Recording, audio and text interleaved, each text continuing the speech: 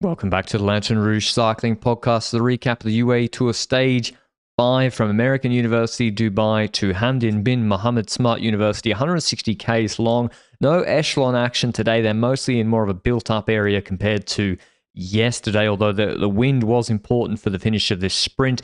I thought this was going to be the Dubai Harbour sprint, but it was not. They've changed it. Instead of finishing at Palm Jumeirah, they're finishing at, as I said, the Smart University where Benji's enrolled next year, and it's much more technical to finish. There's right-handers.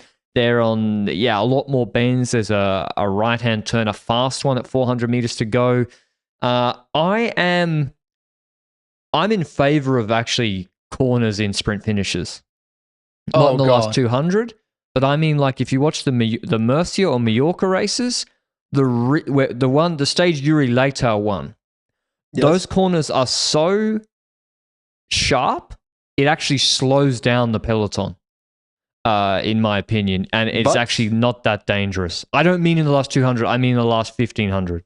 In terms of danger, today's finish isn't exactly beating the allegations in terms of the amount of crashes. No, but these are not those corners. This is a highway sweep. It's a corner. People are moving, but they don't brake, and some people brake. These are high-speed corners. They're different to the Mallorca ones.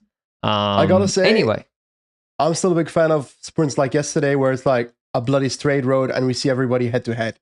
I like those a lot. Yesterday's sprint was unbelievably good. We've been waiting like 3 years for a sprint like that. But today, maybe it wasn't going to be a sprint, Benji, because if all of you woke up early, the action kicked off straight away. We thought it was going to be the Solutions Tech Vini Fantini versus Bardiani show, but there was actually another rider wanting to join in the action. Exactly. It started as the Solutions Tech Vini Fantini and VF Group Bardiani show, like you mentioned, but it was interesting. When that breakaway formed, the 5-man breakaway with those riders from Italian pro teams, looked like the peloton was okay with it. That group actually ended up getting 1 minute 45 to 2 minutes. And Pogacar was chilling at the back of the peloton while that gap was expanding together with his pal Novak. And we get a bit further in the race. We're all falling asleep looking at this, obviously, because we all watch an entire UAE Tour stage from start to finish. And we suddenly see on the left front of the peloton, we see a few riders coming up, and it's Novak and Pogacar, and a couple of riders are noticeably looking at that and they're like, what's happening here? And it doesn't look like anything at first, but then Novak starts speeding up on the left side of the peloton, and Pogacar jumps to his wheel, and you've got a 2-man attack, and there's an Ineos rider that jumps towards them. Was it Langelotti himself? But he was always on their wheel, coming back. Yeah. So he just followed them. He followed them all the way to the front and all the way up the front. Yeah, he just followed them as they kept accelerating. And Van Eetveld was the rider that jumped toward those riders as the response there. And that was kind of a group initially forming. There were 2 more riders that ended up joining as well, including Cor Vos. And there was a second Ineos rider, wasn't there? No, just Langelotti, I think. Yeah. Okay. And Langelotti, he's on 1 minute more or less on GC. Yeah. He's top 10 threat. He was top 10 on Jebel Jais, great climber. And so he's a problem. Van Eveld's on 30 seconds, and they're going across to the breakaway. And I think what's curious here, and this is where we're going to have some rules of cycling, traditionalism versus modernism, which I love to get into. Pogacar has kind of lulled the peloton into a false sense of security in that he will sometimes, like he jumped the other day at the intermediate sprint, is like he'll do this, I'm being quirky for the cameras, and then stop. Today wasn't that. Today they were actually continuing and really riding to the intermediate sprints. Now, I don't know, I think it was because one of the members of the UAE government was like watching the race or something. I think the Sheikh had like a side road that I think the peloton would ride on later in the race, and on that road that road was basically blocked off so that the Sheikh could be in the car and watch the race next to the peloton. So perhaps that attack is related to that. Perhaps Pogacar was just bored and felt like he was detraining in the peloton. Either way, but I think they got him dancing for them this year a little bit more. I think so as well. But it doesn't matter. I'm enjoying this. I'm enjoying this action regardless of what the reasoning is, because otherwise it's just a flat stage with 5-man Italian Pro Team breakaway and a peloton chasing at a very slow speed behind. So this gives us some action in the stage, so that's nice. Eventually, they end up getting in the breakaway, 11-rider group. Peloton is behind, and now we get into the discussion. Durich. Imagine being Durich. Like, what are you doing here? What are you doing? You're not supposed to be here. That's one of the Vini Fantini riders. I mean, yeah, the discussion, Benji. Yes. On the one side, this is a pro cycling race. Be ready at any time. No one should not be allowed to attack. If you got one job, you're a 75-kilo rouleur on a Jayco, Little Trek, Alpecin, Quick Step, you're at the front of the peloton. Your one job today is to control the stage.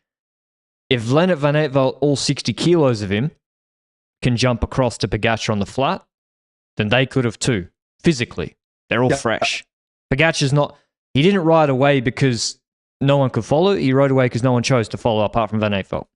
Yeah. So that's on the one side. On the other side, Pogacar wanted to speak about Ineos should honour the jersey the other day. Pogacar's gotten angry even at Kwiatkowski attacking to get in the breakaway in a Tour de France stage in previous history. Pogacar didn't try to get in the break when the break formation was happening. Let's be clear on that either. He didn't start jumping with the Bardiani boys. He waited for the break to form. Other GC guys were taking a piss, like Fisher Black, and then he attacked to go into the breakaway in that phase. And that's where I think some of the teams will be annoyed, because you can't have it both ways. And I think if someone had done this to Pogacar when they wanted a controlled stage, UAE actually wouldn't be very happy about it in my personal European opinion, race.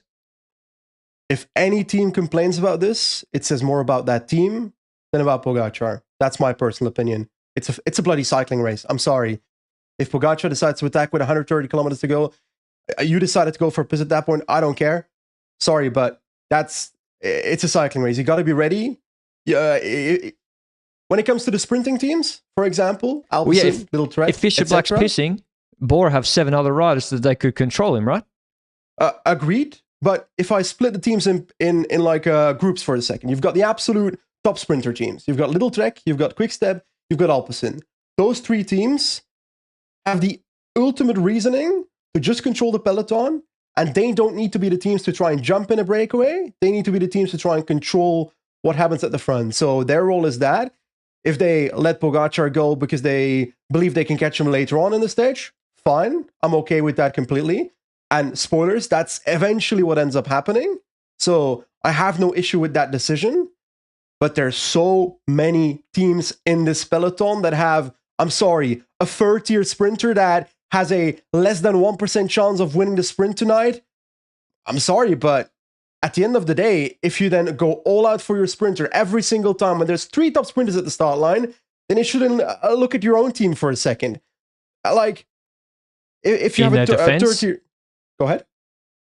If they had started jumping, okay, they decide to get in the breakaway today, they go and jump with the Vinny Bardiani guys. Yeah. That was when it was being controlled by the other lead 3 sprinters teams. And so you wouldn't have been allowed in the break. Pogacar got in the break. I don't care when you jump. I know, but okay, well then, let's make it clear then. But I agree. Let's run through them then, Benji. Visma, Behrens, should be in the break then. They tried following the Pogacar move too late when the gap was already existent. But in my opinion, the one thing I have with Visma is that they've only got 4 riders. Still. No, I'm just going to list them. Visma with Behrens, Decathlon with Rasmus Pedersen, Bahrain with Pasqualon, EF with Rutgen Gray, Intermarché with Adrien Petit. They have Coulsons, I think, in the group. So fair play to them. They're in the group with Pogacar. I'll allow it. Tudor with Zylard. Astana with the Gate. Jesus, there's a whole host of different teams. It comes back to the discussion we've had so many times. If your sprinter is unlikely to win the race, you might as well hedge your bets and combine a breakaway opportunity with a peloton opportunity. Yep. For example, you go in the breakaway with a rider that is a rouleur because you don't think your sprinter has a large chance of winning the stage. In doing so, you've got an opportunity to win from the breakaway perhaps, but also in the peloton, you're putting more pressure on the teams that will have to make lead-outs for the top sprinters, making it slightly easier perhaps for your own sprinter later on in the game to position himself well if those major lead-out teams don't have their full strength anymore at the end of the race. So even if the breakaway fails with your rider in it, it still benefits you in the peloton. And a lot of riders do the traditional strategy, and a lot of teams do the traditional strategy of just going the sprinter's way and not caring about trying to go in the breakaway for the reason that, they want to show confidence in their sprinter. I'm sorry, but if you have less than 1% chance to win the stage, I don't have confidence in you anyway. So, like, you got to be a bit realistic here. The Giro last year, Koi got one, but otherwise, Milan Merlier. That's a tongue twister. You know, like, you probably, if it's just one of them, you can get lucky, you can beat them. But when it's Milan, Merlier, Philipsen, all three have to fuck up their sprint. And that's unlikely to happen for you to win. I also would say that Pogacar's biggest fear in this race, Benji, is not losing. It's losing fitness. So I'm being serious. That's his biggest concern coming to UAE Tour, is rolling along for 5 of the 7 stages or whatever at 150 watts all day. And so he's got to do some training. Like these guys are so fit and so sharp. He's got Strata in 10 days. He can't be doing 150 watts every day and then one threshold effort on Jebel Jais. So it makes sense also for him to get this sort of some rolling through at a higher tempo. Anyway, but that's enough discussion on that. His breakaway ended up getting roughly 2 minutes maximum, but I never felt like it actually had a chance. I'll be honest about that. Because if you look at the factual numbers here, Leonard van Eetveld is never going to go like fully all out in that breakaway. But there's so many domestiques from like the 3 top sprinter teams in the peloton that are going to keep on riding the entire day, you know? So, and if you look at a Solutions Tech, they're also going to keep a bit of energy for themselves because they want to make sure they actually can deliver Zurich to the damn intermediate sprints. And I think there was the first sprint, which Pogacar took 3 seconds, etc. But at the second intermediate sprint, we saw the greatest Italian pro team sprint of all time, with Pogacar not winning the sprint, not getting second, not getting third. He got 4th. He didn't get a single bonus second, and the sprint was won by Zurich. That was a legendary sprint. And that's why Pogacar stopped. That's why the break got caught. Pogacar saw how good Zurich was. He's like, we cannot continue to the finish like this, because this man will dust us. On feet. Maybe. I mean, in flat sprint, Van Aert looked pretty sharp. But yeah, break got caught. In the end, there was the problem for the breakaway was actually Van Eetveld and Langolotti, because Movistar were also pulling, not for Gaviria, they were pulling to protect the GC places of Castrillo and Romeo. They were helping the sprinters teams. So breakaway got caught. Luke was telling me the whole time the break would be caught 100% chance. I was like, nah, it won't be. Novak's going to pull them all to finish. But in the end, it was, a fait accompli. They were caught. Through the feed zone, we see Consoni had a big crash. I thought he'd broken something. He looked shaken up. He gets back up, and he continues in the race, gets back to the peloton. I don't know. The Little Trek lead out wasn't as good as previous days. I don't know whether he was participating in it or not. But yeah, we get to the sprint. There was a potential for crosswinds maybe, but it was a bit too built up. And as I said, it's not technical, but there are turns at high speed and bends. And so we see, let's get to 4K to go, Benji? I would say 4K to go. Where's the worst place to crash in pro cycling if you're a GC contender? Well, to be honest, a lot of places are bad to crash, but 3.1? Close to the 3 kilometer rule, but not in it, I would say is definitely the place to be when it comes to that. But question, before we get into this, we've had discussions over the last year and a half where rules have been changed when it comes to when the 3 kilometer rule goes into effect. We literally called it something else last year. We're now calling it 3 kilometer rule again. Wasn't there a rule that said that in races, the organizers or the UCI could decide to put it at 5 kilometers, put it at 4 kilometers, whenever? Yeah, but they have to do that before the stage, and they usually do that when there's... So this came about because in the Tour de France 2021, when there was the huge crash of Hague on the stage Merlier one, stage 3, 2021, there was a crazy chicane and descent at like 4Ks to go. And everybody crashed running into it. And they were like, if you made it at 5Ks to go, it would have been a lot safer. And they started doing that in the Tour last year. But here, there's no natural obstacle that would cause them to put it at 5Ks to go. I think Luke's been advocating for a long time that a 10K to go, on these sort of stages, GC times are taken at 10Ks to go.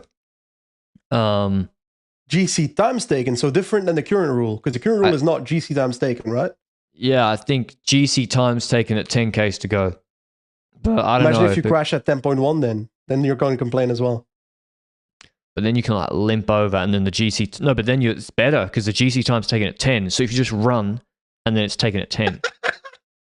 But then, running 2.0. Then you have a 50-kilometer rule.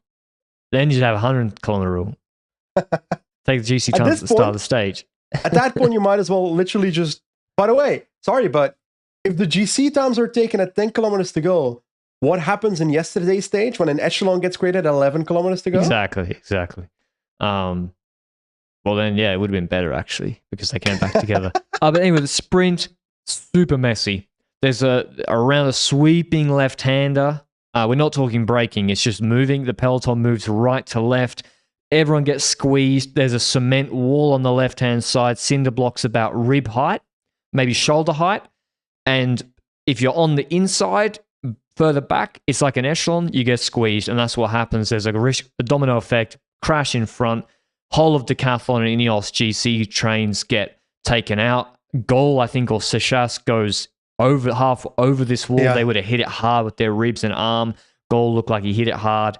And they're not coming back. You're not coming back from when the sprint lead-outs have begun at 4Ks to go. So that really sucked to see that crash.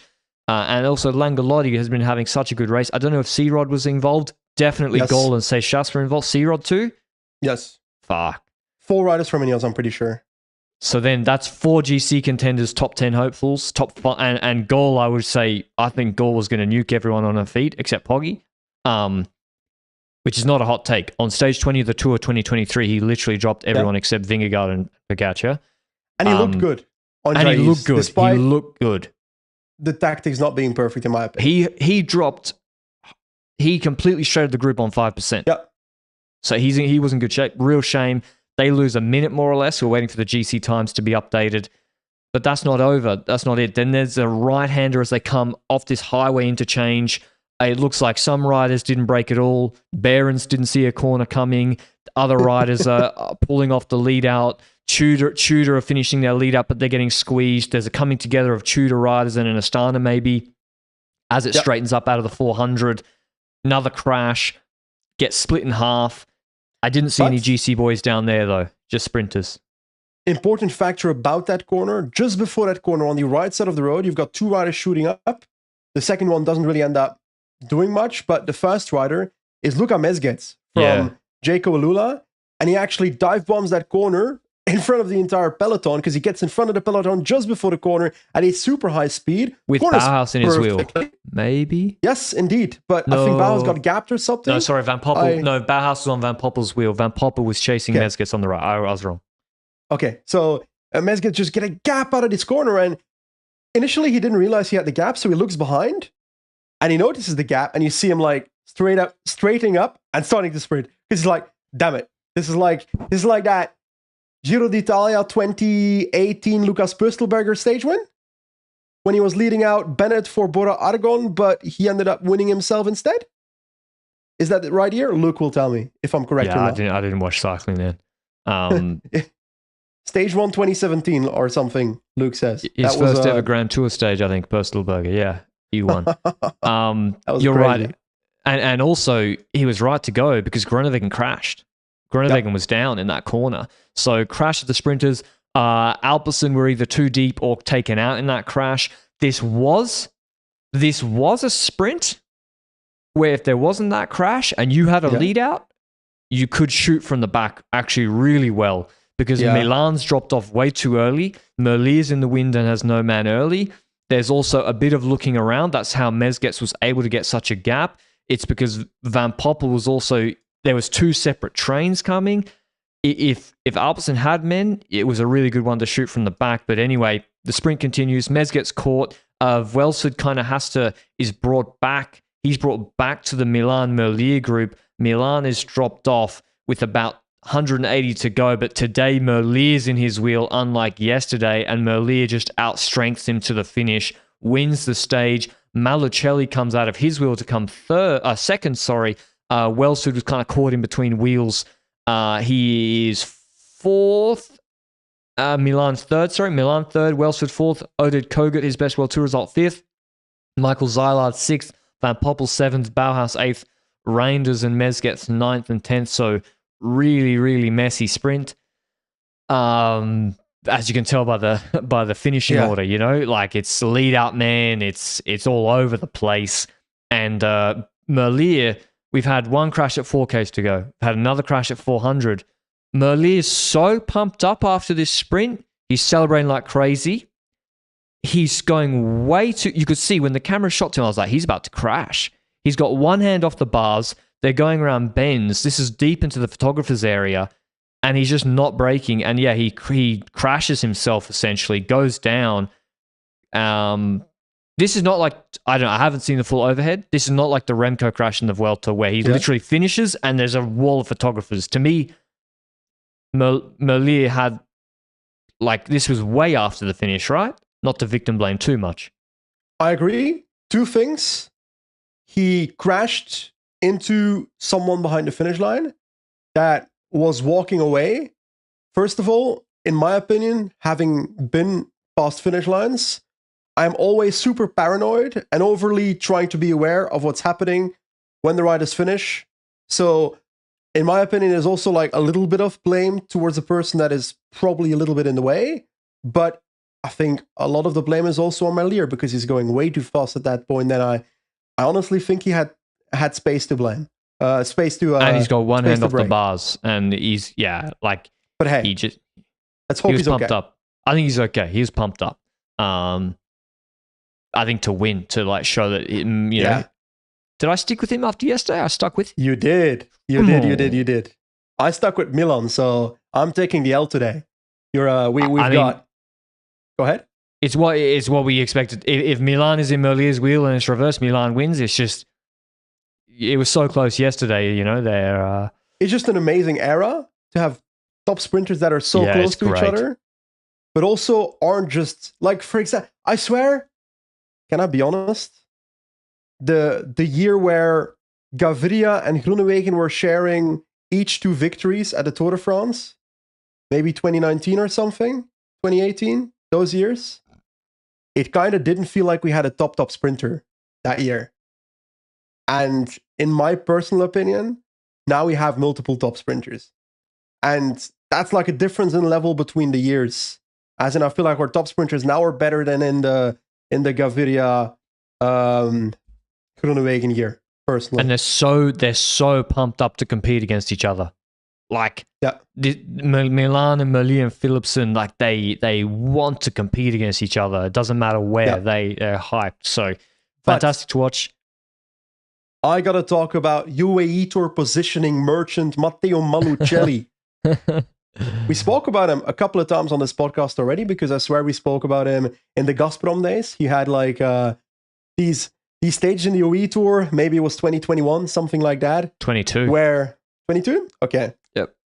And he ended up finishing, I think, fourth, maybe 8th in another sprint in the UAE Tour, solely by the fact that he's so good in positioning himself and wheel surfing into a good position. How much of today's result was wheel surfing versus actual being a great sprinter? I mean, he's not a great sprinter. Yeah. Because if he had that power, then he's winning. He's winning the Tourelle Romanée stages, the 2.1s that he goes to. But then again, he's got 9 professional wins. This is what I was talking about Max Canter, Benji. When he was on Gazprom in 22, so that team stopped in... that team stopped in March when when Russia invaded Ukraine. He won an Antalya stage professional race, then was third. Then he was 2 top 6s in a UAE Tour sprint. Then on the Italian national team in Sicily, he won a stage in a sprint. And then he couldn't get a contract and had to go to China Glory. It makes no sense. And then last year on Yukio, he was so consistent. As I said, this guy's VO2 max and aerobic capacity, it's probably dog water. It probably is. But so's Arvid declines. Yeah. It doesn't matter. They're a pure sprinter to navigate pure bunch sprints, and he can actually do it.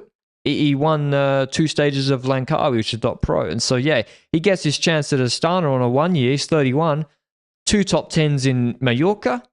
UCI points, thanks for coming. Second in UAE Tour. He's probably going to score a lot of points for them. And he deserved a shot. And it goes to show, it's risky spending money on a top sprinter. Yep. It's risky. They better be Johnny Milan. There's only 3, in my opinion. There's maybe more than 3 worth spending on, but there's 3 top sprinters for me. I would spend on Koi because he also can sprint in a Kerner and a Sanremo, and he's 23. And he wins, which is valuable. But then below the mid-tier, to spend on the mid-tier of sprinter is really risky. How many sprinters of the top 25 sprinters are worth spending on, you think? Would you say Groenewegen is worth his salary for the sprints? He did win a tour stage for them. Fair. That's very valuable. Or once? I don't remember, not going to lie. He's won 2 Tour de France stages for Jayco. Okay. Jakobsen. But of course not. Definitely not. It's but even with Groenewegen, he got beaten by Moschetti in Alula. He got beat. So you're not guaranteed when you spend on the mid tier. You're not necessarily guaranteed on more wins. So it is interesting. Sprinters like that, sprinters like a Groenewegen, maybe even like a Jakobsen, are for me in the camp of teams invest in those riders in the hopes that they suddenly get a little bit lucky and win a Grand Tour stage.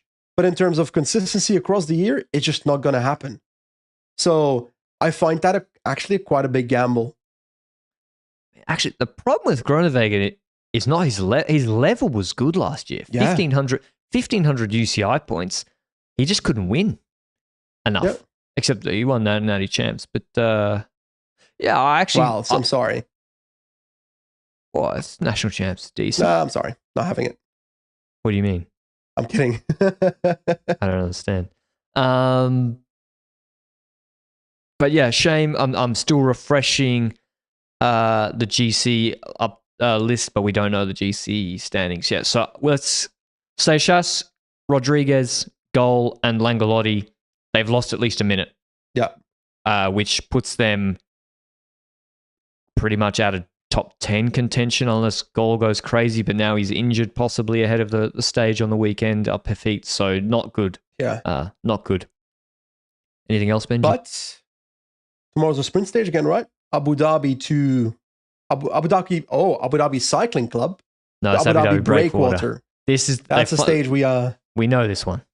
Yeah, we know this one, but this is like a very much not echelon stage, right? If I recall correctly. No, it's in the city. It's also this is the chicane sprint. So this is the one sprint they have this week. The Cavendish. This is where you can launch early. Merlier launched early last year. He won ahead of Decline. So this is, the chicane sprint. Bennett's, I think, won this sprint before ahead of Ewan, or maybe Ewan beat him 22, 21. So, this is the familiar finish. Shouldn't be echelons, although, they really, really shouldn't be echelons. And Consonni just crashed really hard. I'm going Merlier back to back, but I think maybe it's time for Philipsen. I also have a little bit less confidence in Milan with Consonni perhaps out of the lead-out picture. So I would also fly the Belgian flag. I was actually going to pick Merlier, but you did, so I'm going to go with Philipsen for once. Although I don't know if he was involved in that last crash or not. So if he actually hit the deck, then I'm going for... Who should I go for? Someone like completely out there. Gerben Thijssen. No. Sorry. Gerben, I like you, but this is the UAE Tour. I'm going for... What did you think of Sam Wells for today? Because he looked very cooked on yesterday's stage when the sprint started. But today he actually felt like he was looking much better than yesterday's stage. I think the lead out's not when the lead out's not so dominant like in TDU and it's more level. In fact, it's not the best lead out. I think the problem is if the lead out functions correctly, he can't win. He can't win because he.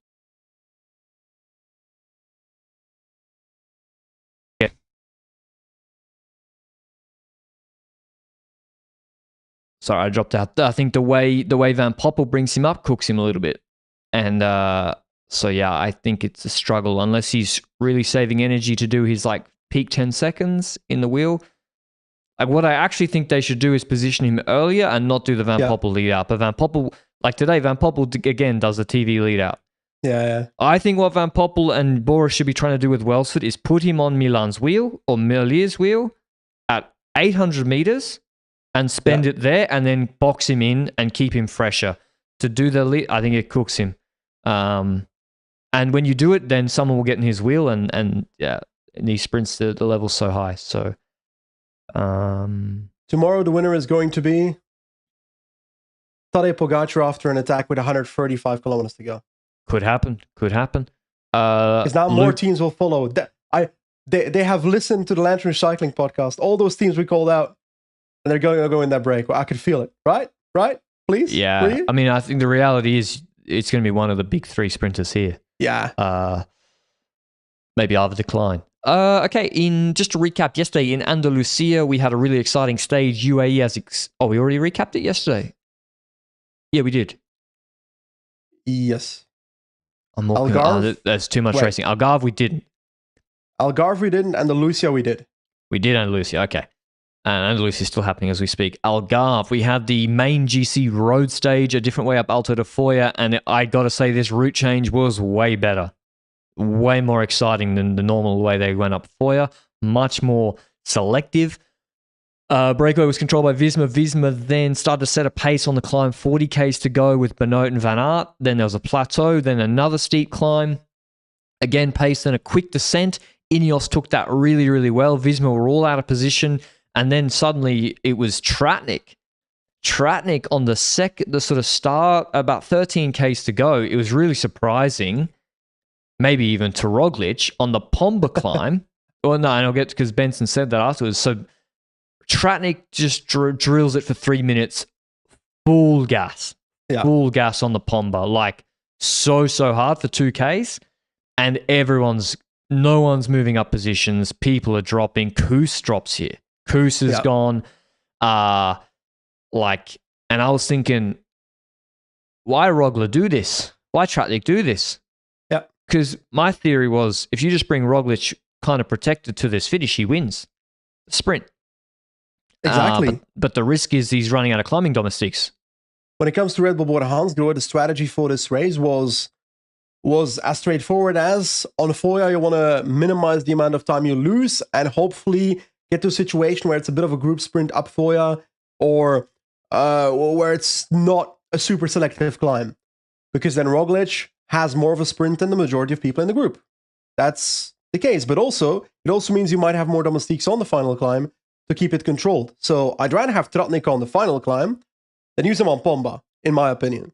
And it also actually kind of indicates what strength is left in the group, because we see UAE still with multiple riders and they've still got Kristen Morgado. They've got, obviously, Almeida also in the group. Grosschartner. And yeah, true, Grosschartner there as well. But I'm also starting to see a bit of cracks in the team formation of Visma Lease Bike. You mentioned Kuss, but we had Benoit and Van Aert pacing a little bit earlier on the earlier climbs of the day as well, maybe trying to make it a bit harder to put some kilojoules into Roglic, perhaps. But at the end of the day, there's also value in having more riders left on the final climb to try and launch Jonas Vingegaard in the first place. Because if he has to launch himself alone, it's going to get a little bit harder, especially if the group is not that thinned out on the climb itself. But we get onto that final climb, and we get a couple of riders attacking, don't we? Including the Plus, Kristen, I think Ben Tollet as well. No, you've missed it. Go ahead. So on this bomber climb, Roglic goes multiple times. Yeah. Roglic attacked after Tratnik, and Tratnik said in an interview with Benson there was a miscommunication. And this happened last year. Yeah? This happened at Visma all the time. Roglic says nothing. Tratnik thought his job was to launch it, and he just drilled it without really knowing what to do. And Roglic didn't say anything. And seriously, that's what he said last night. Yeah. And I mean, I love it. We've been calling for Roglic to race like this for years. Yeah, but it doesn't mean it's a smart thing to do. No, of course not. But still, it was entertaining. And Vingegaard's having to respond. And Roglic even attacks him into a descent, which I think was smart, actually. Because Roglic was faster on the descent in the Tour last year than Vingegaard. And anyway, it's very explosive. Almeida's doing his Almeida thing. All the UAE guys, they haven't had to do anything on Pombo. Yeah. They follow, they're chilling. Bora and Visma trying to beat the shit out of each other.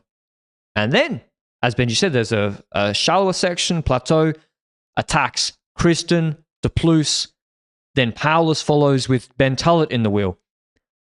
I think this is fine for everybody involved. The problem now is for Roglic and Trek at this point. Because Roglic has no domestics. I think Roglic does the best he can at this point then. He doesn't pace. Yeah. He doesn't. He just accepts it. It does lead to that second group not necessarily having the best cooperation, but it does end up resulting in Little Trek coming to the front with multiple riders to start pacing. But I gotta be honest, I'm a massive fan of Matthias Watzek as a rider, but I did see Foya as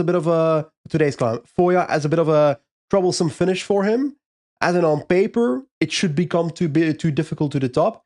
But his goal is not winning the stage. His goal is not losing as much time, because he knows that in the time trial, he's actually got the capabilities to not have a terrible time trial. On the flat, he should do really well. And on the climb itself at the end, he can manage his losses against the GC riders maybe a little bit in that time trial. So that's how I see Watzek's strategy here. And it also wasn't an excruciating tempo, I felt like, when it comes to Little Trek. And there's a reason. You just said why. Why is Sam Omen? Yep. So this climb is now, we're in the last 3Ks. From 3Ks to 2Ks, 10.5%. Last 500 meters of that section is 11.5%. Then 2Ks to the finish, there's like pretty much a 4% section, and then it kicks up the last 500. Why would Trek pace all out with Sam Omen on the 11% kilometer to drop Watzek? Yep. They just keep it somewhat manageable.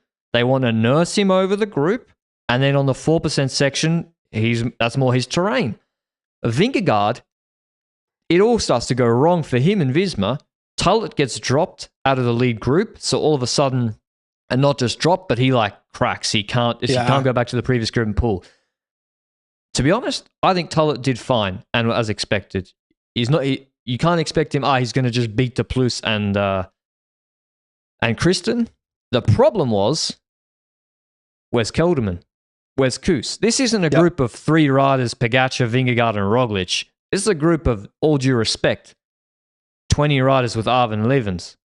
I would hate on Arjen Levens. Kelderman's top 10 in Paris-Nice last year before he crashed. Or maybe he's still a top 10 even because of the crash. Koos, Vuelta winner. They should be in a group of 20. Yep. And to solve this, and to launch Vingegaard or whatever, and they weren't. And then you could see Vingegaard, he waited too long himself.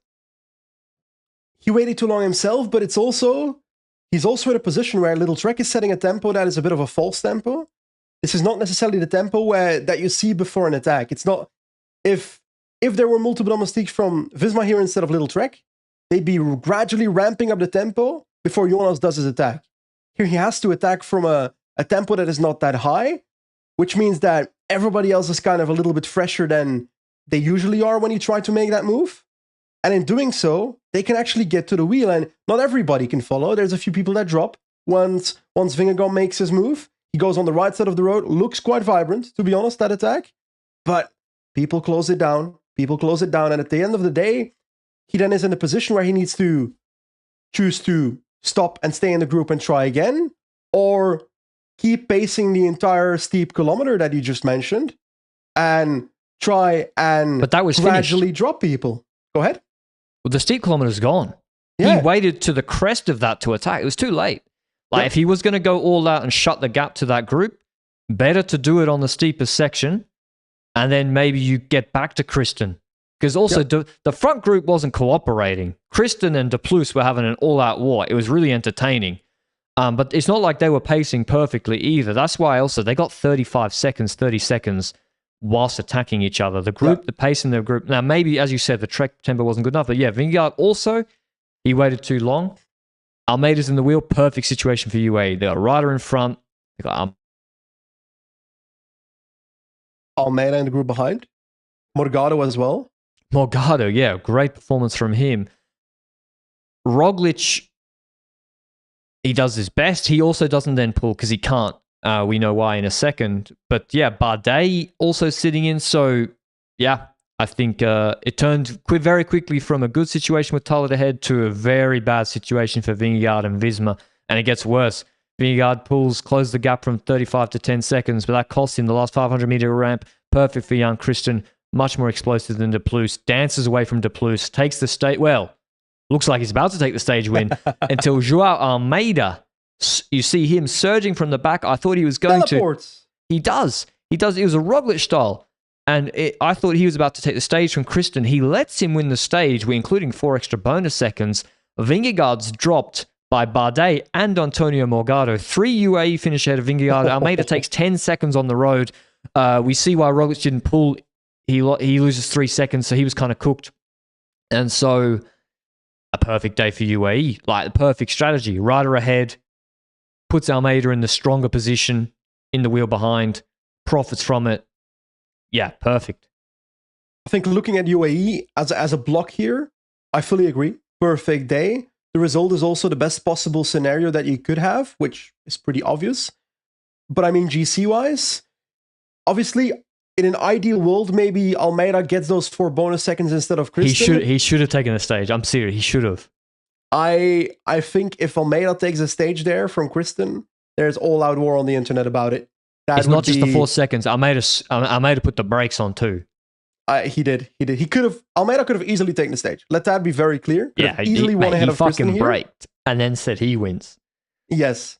But it would have looked really bad. Really, really bad. The Portuguese wouldn't have cared. The Portuguese wouldn't have cared, but everyone else would have. It would have looked bad. You can't deny that. If he wins GC, it won't matter, but imagine he loses GC by 5 seconds. Yeah, because I'm saying he would have taken another second on the road too, minimum. Perhaps. Very true. But that doesn't happen. They're now in a position where Kristen is GC leader by 4 seconds over Almeida. And the Plus is on 13 seconds. Bardet on 18 seconds. Morgado is 5th on 20 seconds. Together with Vingegaard also on the same time. While Roglic is 9th on 23 seconds. And I'm going over these names because I want to look at the GC cabs there and their time trial abilities. Because firstly, getting this out of the way, Joao Almeida, we know he's got a pretty solid time trial. Sometimes a little bit inconsistent maybe, but I expect him to have a solid time trial in this Algarve and to perhaps be competitive for the victory in the position he's in. Next to that, Vingegaard's only 16 seconds behind Almeida after this stage. I would say he's still very much in the picture for GC. When it comes to Roglic, 19 seconds behind Almeida, very much in the picture for GC. But is it weird to say that I also low-key put Jan Christen in a position where he could actually potentially compete? Because last year in Polonia, he was like top 10 in a time trial, and he's gotten better since last year. So if we keep that in mind, then there's a chance. I'm not saying it's a big chance, but I'm saying it's a bigger chance than maybe the Plus and Bardet and so forth. It also... no, I disagree. Okay. Then on the Plus. But are you talking to win or... No, I see no possibility because Almeida should smoke. Like, I don't see how he beats Almeida. Yeah. It's just with Jan Christen, we don't know his ceiling, especially this year. We don't, and yeah, he's improving fast. I would say GC is very even. I would say it's very... Roglic can still win. Yeah. I mean, these TTs are perfect for Roglic. like we saw in Basque Country or in Spain for a decade, not a decade. Vingegaard can still win. My question is, Vingegaard in theory can win, but he's got to be at his level where he's way better than Almeida. Because 16 seconds you won't just take automatically. Now, if you look at the, say, Tour de France, TT last year, 25Ks, the first one with a bit of a hill, he takes on Almeida 20 seconds. Yep. That was a longer TT. And also he was in crazy shape in the Tour last year. So it's going to be close. It's going to be close, which is great for the race. To let you know about that TT, it's flat for the first 17.5 Ks, and then it's a staircase climb, 2.1 Ks, 9% on Malhal, but also really, really steep section. I'd say this is the perfect TT for Vingegaard and Roglic. Yep. Based on Lusari, based on Domoncy, so it's still all to play for, but it's great that Almeida has a buffer because that makes it really exciting. I think so as well. How do we feel about the fact that on the first mountain stage that Roglic and Vingegaard arrived, they results-wise get slapped? And I do feel like the scenario when the race changes things a little bit, as in instant reaction after the race, Visma-Leasebike as a team weren't where they should be to be able to bring Vingegaard to the best possible chances here. I think Vingegaard's level seemed relatively okay, but he's probably not going to be happy with the result yesterday. He probably will want a bit higher in the stage, and let's be honest he's one of the 2 best GC riders in the world, so he wants to compete for the victory on a mountain stage if he's at the start line of a mountain stage. So he's probably not happy with the result. I would guess he's okay with the level he's at. But the team around him changes things a lot. Because let's say he does have a team on that steep kilometer to help with a lead out before that attack. I think he competes for the victory on Foya. And when it comes to Roglic, it also adds the question, how do you think about the team around Roglic? Because obviously the Trotnik strategy, didn't understand it, didn't make sense at all. So that duo strategy on Pomba didn't make sense to me. But as a team outside of them, because I don't actually remember too many. But we said it yesterday. Riders. They're spread too thin. Yeah. Van Giel's got worked in Andalusia, lost GC because of it. Because it's like it's Devo riders with him, and yeah, they didn't send any climbers. Like, is Lascano here? I think he. Yes. Yeah, he lost 12 minutes. Vandal lost 9 minutes. So both the fringe riders, well, not the fringe riders, Lascano and Vandal in a group of that size should be there longer. Koos and Kelderman have to be there longer. And UAE had Morgado, Kristen, Almeida, Großschartner, all in the group of, say, 12 to 15. And that collective strength played out. And Kristen was super strong. Almeida was super strong. So, yeah, I agree. I would say the level of Roglic and Vingegaard is not so bad. Mm-hmm. But UAE is a collective block at the moment in all the races. They're leading the GC in all 3 races at the moment. They're way stronger than everybody else. Exactly. Like, way stronger. It's not even close right now.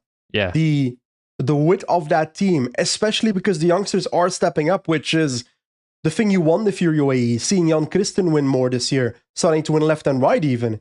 Morgado starting to win left and right. What, sorry? Yeah, Morgado. Yeah. So the fact that these guys are going to be riding Morgado the Vuelta, I don't know what Grand Tour Kristen is planning to ride. I think the Vuelta as well. He wants to win a stage there, if I recall correctly, as his goal this year. I'm sorry, but these guys can win a stage at La Vuelta, even though they're this young. Morgado, I still haven't forgiven Antonio for the words he said about the Flemish classics and the hatred he shows towards our beautiful cobblestones. But I still want to see him there.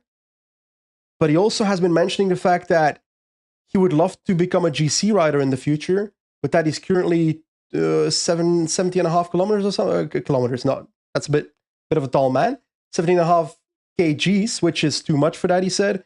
But that's something they can work on in the future or something. I think that was the vibe of the interview I read. So, well, he just dropped Vingegaard on a uphill finish. Yeah, but that won't be happening in a Grand Tour. I mean, yeah, probably not. But still, like, that doesn't mean, he just depends on the weight, I guess. What else was I going to say? Yeah, like, aren't you surprised that, like, Rouge Adria isn't here? Yeah, like where's Martinez, Hindley, Vlasov? Where is Martinez and Vlasov? Because, like, it's two different things with Bora and Visma. Visma sent a good team on paper here. The support riders didn't perform. Yeah. In the climbers. Bora sent a team here with Roglic, where you're like, geez, you're not supporting him very well. Now we're really analysing a Dot Pro Algarve race in February like it's the Tour de France. But is Martinez injured or something? He hasn't ridden at all this year. It could be on altitude, and they're going to come down for Paris-Nice and Tirreno and be in good shape. It's possible. Prepping for the Tour of Flanders. I think Adria will be doing the classics. Possibly, but I'd rather see Morgado do it. They're on different teams. True. That's very true. But my point still stands. Morgado is doing them, surely. Is he not? It's not on his list yet, but I need it. He's gotten such big status in the team. He tells me he's not going to Belgium anymore. Yeah. Imagine if he went to Omlo with Narvaez and Wellens and co. He can win.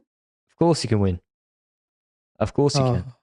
Okay, that was Algarve. Really exciting. And we'll be staying tuned for how this weekend goes with the TT up for you, because that's on Sunday, I think. So yeah, really exciting. And up certainly, Mayao, you think? Pardon? Up Mayao, right? Not for you? Yeah. Up Mayao. Yep. Instead of the road stage up there. What's your prediction? When it comes to the time, the winner right now, we both give a name, okay? Yeah. My prediction is Roglic. Has my one. I was going to go because you get he lost 3 seconds. He looks shit. TT Roglic is a different beast. Yeah. Giro 2023, he looked kind of ass on Bondone and on some of the like he wasn't gapping Thomas. Yeah. TT on Lasari, he's like, let me drop my chain for half an hour and I'll still smoke you all. So don't be tricked by Roglic on the road stage. And I also think Roglic actually, it's a really good TT for him. I don't know if they're going to bike change. We'll see. We'll see. Alrighty, that was our recap of UAE Tour and Algarve. Both the sprint stages in Andalusia and Algarve are ongoing, as well as Classic VAR, which is a nice French one-day race with a punchy finish for Lenny Martinez. I believe he's there for Bahrain, so that could be his first win of the season. Well, Bahrain got a strong team there. Haig, Zambanini, Buitrago. I feel like they should have sent that to one of these other races, actually, in hindsight. Yeah, that's the Andalusia team, normally. Like, seriously.